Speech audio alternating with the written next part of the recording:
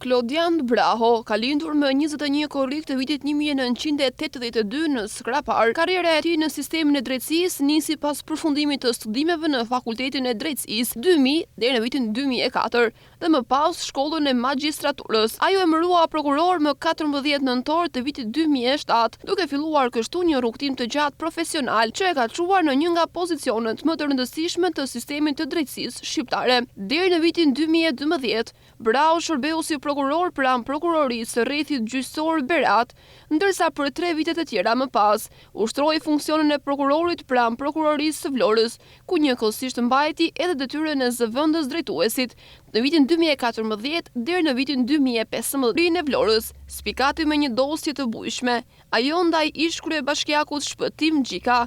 Braho hetoi dhe e çoi në gjyq kryebashkiakun e Vlorës për shpërdorim detyre dhe falsifikim të dokumentave në dhënien e lejeve të ndërtimit. Karriera e Klodian Brahos do të marrë një kthesë tjetër të rëndësishme në vitin 2015 me emërimin e tij në prokurorinë e krimeve të rënda. Gjatë 4 viteve në prokurorinë e krimeve të rënda, një prej dosjeve më të bujshme të Klodian Brahos ishte ajo për hetimin e ish prokurorit të përgjithshëm Adriatik Llalla.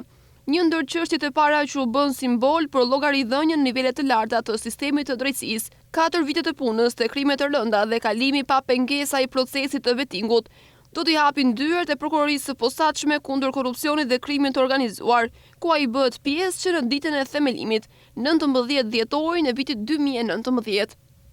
Aktualisht, ai mban detyrën e shefit të seksionit kundër korrupsionit, ndërsa ka fituar reputacion për profesionalizëm dhe për fshirjen e tij në disa nga hetimet më të rëndësishme të viteve të fundit. Në punën e tij si prokurori SPAK, Braho ka patur në duar çështje me ndikim të gjerë publik. Ai është prokurori që hetoi rastin e incineratorit të Elbasanit, duke lëshuar urdhër arreste për persona kyç si Mirel Mërtiri, Stella Gugajlla dhe Klodian Zoto, si dhe duke veçuar hetimin për ish zëvendës kryeministrin Arben Ahmetaj. Po ashtu, prokurori Braho ka udhëhequr hetimin e dosjes 5D, ku në gjyq përfunduan ish drejtor të Bashkisë së Tiranës.